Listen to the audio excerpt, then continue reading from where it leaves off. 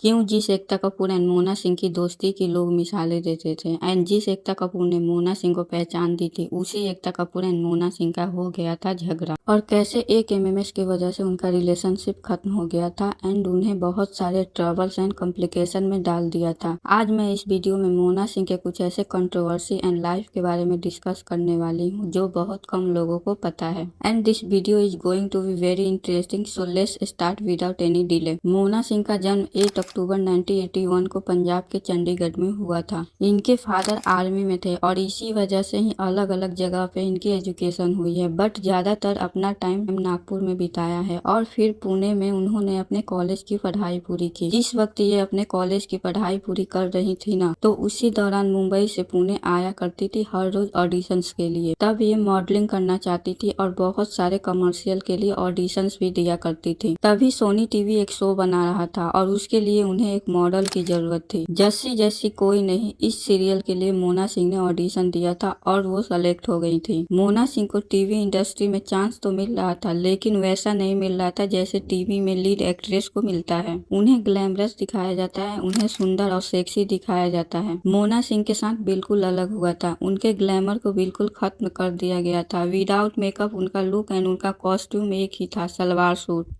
साथ ही दांतों पर ब्रेसेस एंड आंखों पर बड़े बड़े चश्मे लगाए गए थे और तब उन्हें लॉन्च किया गया था जस्सी जैसी कोई नहीं टीवी शो पे। और जब सोनी टीवी ने ये शो का अनाउंसमेंट किया था ना, तो उसमें उन्होंने कहीं पर भी मोना सिंह को नहीं दिखाया था, क्योंकि उनकी मार्केटिंग स्ट्रेटेजी कुछ इस तरीके से थी कि जिसमें उन्हें फीमेल लीड को बिल्कुल भी नहीं दिखाया जाएगा, उसकी आइडेंटिटी को छिपाया जाएगा। सोनी टीवी उस टाइम पे ऐसा चैनल था जिसने इतना बड़ा रिस्क लिया था। हर जगह इस सीरियल के पोस्टर लगाए गए, लेकिन उसमें कहीं भी जस्सी का चेहरा नहीं दिखाया जा रहा था, क्योंकि उनका मेन गोल था किसी तरीके से क्यूरियोसिटी क्रिएट करना ऑडियंस के माइंड में। और धीरे धीरे ये चीजें होती गई। ऑडियंस ये सोचने लग गए कि आखिर ये जस्सी है कौन। इवन ये सीरियल के लिए मोना सिंह का नाम तक रिवील नहीं किया गया था। सब लोग जस्सी को तो जानते थे, लेकिन मोना सिंह कैसी दिखती है ये कोई नहीं जानता था। और जिस समय शो का पहला एपिसोड रिलीज हुआ था, उस समय इस शो को बहुत अच्छा रिस्पांस मिला था। पहले ही दिन टीआरपी बहुत हाई चली गई थी, जस्ट बिकॉज लोग ये देखना चाहते थे कि एक्चुअल में जस्सी कैसी दिखती है। और ये शो इतना पॉपुलर हुआ कि लगातार 3 सालों तक ये चला और मोना सिंह ने इस सीरियल के लिए अपनी पहचान को हर तरीके से छिपाए रखा।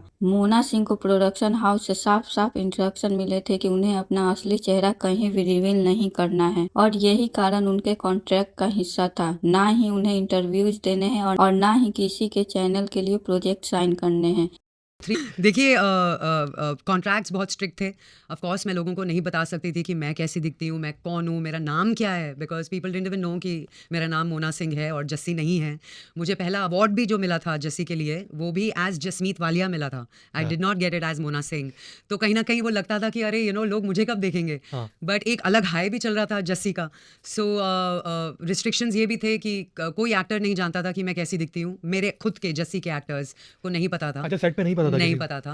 मुझे वैक्सिंग अलाउड नहीं थी। I could not do my threading my eyebrows. मेरे फेस पे और बाल डाले जाते थे, मुझे ब्लीच करना मना था। तो ये बहुत रिस्ट्रिक्शंस थे to match up and keep up to the look of Jassi. इसीलिए जब तक इस टीवी सीरीज में मोना सिंह की असली शक्ल नहीं दिखाई गई थी, तब तक पूरे इंडिया में सब जस्सी को तो जानते थे, लेकिन मोना सिंह कैसी दिखती हैं ये नहीं जानते थे। मोना ने उस टाइम पे जस्सी के रोल के लिए बहुत सारे अवार्ड्स जीते थे, लाइक बेस्ट एक्ट्रेस का अवार्ड उन्हें मिला, अप्सरा अवार्ड, इंडियन टैली अवार्ड्स का खिताब भी मिला। लेकिन उन्हें जितने भी अवार्ड्स मिले थे उनको उनके कैरेक्टर जसमीत वालिया के लिए मिले थे, मोना सिंह के नाम से नहीं मिले, क्योंकि उनका नाम उस शो के दौरान रिवील नहीं किया गया था। वो जब भी बाहर निकलती थी तो हमेशा जस्सी के लुक में ही बाहर निकलती थी। वो अवार्ड फंक्शन में भी जाती थी तो उसी गेटअप में जाया करती थी, क्योंकि उन पर बहुत सारे रिस्ट्रिक्शन लगे हुए थे। जब ये बात मीडिया को पता चली तो मीडिया ने सोनी टीवी को चैलेंज किया कि वो जस्सी की आइडेंटिटी रिवील करके ही रहेंगे। वो उनका एड्रेस पता करके ये पता लगा कर दिखाएंगे कि वो एक्चुअल में कैसी दिखती हैं। और जब ये बात सोनी टीवी को पता चली तो वो मोना सिंह को उनके घर से हटाकर एक होटल में शिफ्ट कर देते हैं और फिर मोना सिंह होटल में रहने लगती हैं। होटल में ही वो जस्सी के लुक में तैयार होती थी और वैसे ही सेट पे पहुंचती थी।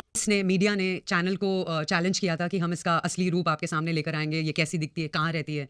तो चैनल ऑल्सो फ्रीक्ड आउट कि भाई तुम अपने घर से बाहर निकलो और हम तुमको होटल में डालेंगे।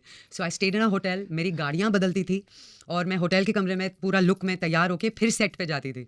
एंड एट लास्ट जस्सी कैसी दिखती हैं वो टीवी शो में ही एक एपिसोड के थ्रू रिवील किया गया था और तब पता चला था कि जस्सी रियलिटी में कितनी सुंदर है, जिसको एक बार कोई देखे तो देखता ही रह जाए। जस्सी तो बहुत ही ज्यादा सुंदर है। वेल कहा जाता है कि जस्सी का कैरेक्टर लोगों को पॉजिटिव वे में टच कर गया था। इस कैरेक्टर ने लोगों को बताया कि सिर्फ आप बाहर की सुंदरता पर मत जाओ, कोई अंदर से कितना खूबसूरत है, किसी का दिल कितना खूबसूरत है, ये देखो। ये अलग विजन इस सीरियल ने लोगों को दिया था एंड यही रीजन था कि जस्सी जैसी कोई नहीं सीरियल इतना पॉपुलर हुआ था and Mona Singh as Jassi household name बन गई थी। मोना सिंह को उस टाइम पे 1.5 लाख रुपए मिलते थे पर मंथ एंड जब उनकी पॉपुलैरिटी और बढ़ गई तब उनकी फीस भी बढ़कर 3.5 लाख पर मंथ हो गई थी। इस सीरियल से उन्हें मिला था अपना बेस्ट फ्रेंड गौरव गेरा, जो आज भी मोना सिंह के बेस्ट फ्रेंड हैं एंड इसी सीरियल में उनकी मुलाकात हुई करण ओबरॉय से, जिनके ऊपर कुछ टाइम पहले रेप के चार्जेस लगे थे। वो एक टाइम पे मोना सिंह को डेट कर रहे थे। ये दोनों एक दूसरे के काफी क्लोज थे और दोनों लिविंग में भी रह रहे थे एंड उसी टाइम ये न्यूज भी थे कि करण ओबरॉय सेटल होना चाहते हैं और मोना सिंह भी उसे काफी पसंद करती थी।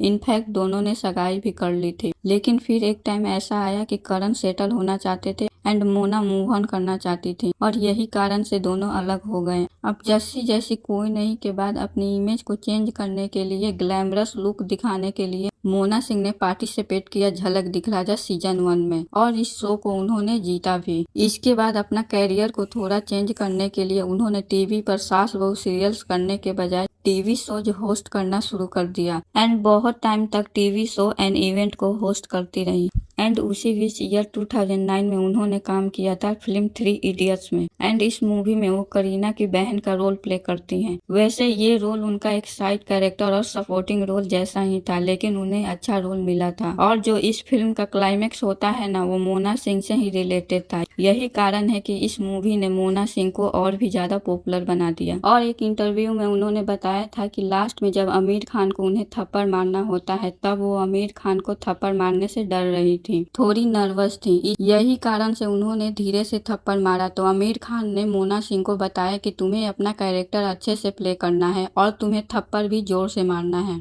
तब आमिर खान के कहने पे मोना ने उन्हें जोर से थप्पड़ मारा था। arrived at a conclusion कि मोना थप्पड़ मारेगी। तो एंड नोइंग आमिर सर, वो तो मतलब मेथड की जगह he wants perfection, he wants it to look real. तो उन्होंने बोला कि भाई मोना एक ही टेक करेंगे और जोर से थप्पड़ मार देंगे। तो मैंने कहा ठीक है। तो मैं सरदारनी फुल जोश में आ गई। इस फिल्म को करने के बाद मोना अपने कैरियर को लेके और ज्यादा चूजी हो गई। वो फिल्में ज्यादा करना चाहती थी और टीवी शोज कम करना चाहती थी। इसके बाद उन्होंने कुछ और फिल्में भी की जैसे उटपटांग एंड जेड प्लस, लेकिन जिस तरीके की पॉपुलैरिटी उन्हें 3 इडियट्स से मिली थी वैसी पॉपुलैरिटी उन्हें ये 2 फिल्मों से नहीं मिली। एंड इसी बीच वो हमें नजर आती हैं अपनी मेंटोर एकता कपूर के टीवी शो क्या हुआ तेरा वादा में और उनका ये कैरेक्टर लोगों ने बहुत ज्यादा पसंद किया।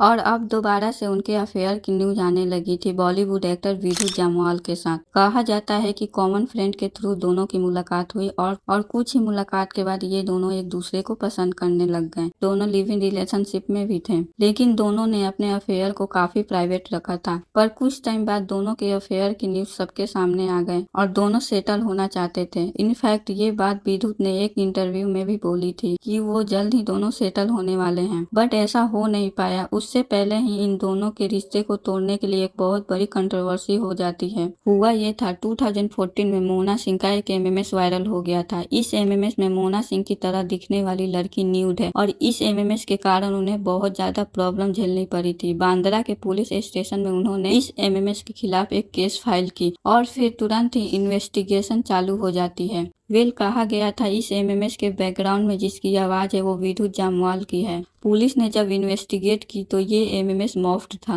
और इस तरीके की चीजों को कभी भी बढ़ावा नहीं देना चाहिए। इस टफ सिचुएशन में उनके सारे फ्रेंड्स ने उनको सपोर्ट किया था। वेल इस कंट्रोवर्सी के बाद से विधु जामवाल और मोना सिंह अलग हो गए थे। इन दोनों ने ही मीडिया में आकर क्लियर रीजन नहीं बताया कि दोनों का ब्रेकअप क्यों हुआ, लेकिन कहा जाता है इस एमएमएस वाले इंसिडेंट के बाद से ही दोनों का ब्रेकअप हो गया, जहाँ जहां विद्युत जामवाल ने अपना फोकस फिल्मी करियर पर लगा दिया था, तो वहीं मोना सिंह बहुत ज्यादा प्रॉब्लम से गुजर रही थी। उनके पर्सनल लाइफ में उन्होंने बहुत कुछ झेला था। साथ ही विद्युत जामवाल के साथ भी उनका रिलेशनशिप खत्म हो चुका था। बस इसी वजह से उन्हें कई महीने लग गए थे इस पूरे ब्रेकअप से उभरने के लिए। एंड फिर उस टफ सिचुएशन से ओवरकम करने के लिए वो दोबारा से काम करना शुरू कर देती हैं। उन्होंने कुछ टीवी शोज किए जैसे प्यार को हो जाने दो एंड कवच, और फिर से वो बहुत से वेब सीरीज भी करती हैं। एंड अब 2019 को वो अपने बॉयफ्रेंड श्याम राजगोपालन से शादी कर लेती हैं। अकॉर्डिंग टू रिपोर्ट श्याम एक इन्वेस्टमेंट बैंकर हैं और वो साउथ इंडिया से बिलोंग करते हैं। ऑल्सो श्याम डिवोर्सी हैं और उसकी 13 साल की एक बेटी भी है। उसने अपनी पहली वाइफ से डाइवोर्स लेके ही मोना सिंह से शादी की है। लेकिन मोना के टफ सिचुएशन में या खुशियों में एकता कपूर गायब रहती हैं।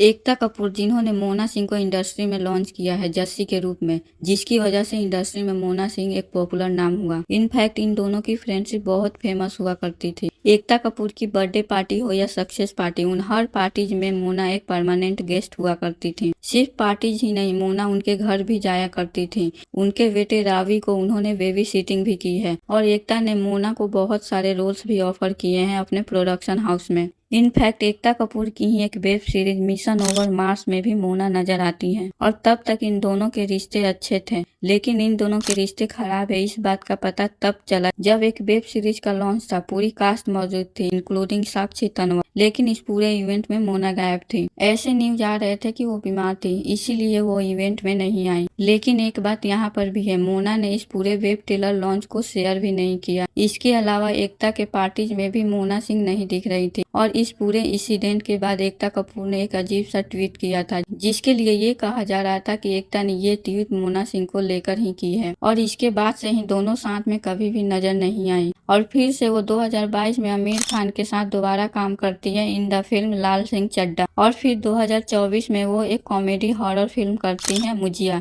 जहां उन्होंने पम्मी का रोल प्ले किया था। और अब 2025 में उनकी एक और फिल्म आने वाली है, हैप्पी पटेल खतरनाक जासूस, उसमें भी वो आमिर खान के साथ ही दिखेंगी। और पता है 2025 में आज उनकी एज 43 इयर्स की हो गई है और वो जब 34 इयर्स की थी ना, तब उन्होंने अपने एक को फ्रीज करवा लिया था, क्योंकि अभी नहीं तो फ्यूचर में उनके माँ बनने के चांसेस बने रहे। वे लिए थी मोना सिंह की लाइफ के बारे में उनके स्ट्रगल एंड कंट्रोवर्सी, और उन्होंने अपने लाइफ के प्रॉब्लम को फेस करके आज वो एक सक्सेसफुल एक्टर है। सो इस पूरे वीडियो में आपके क्या थॉट्स हैं मुझे कमेंट में जरूर बताना। एंड ऐसे ही वीडियो देखने के लिए चैनल को सब्सक्राइब करें। मिलते हैं नेक्स्ट वीडियो में।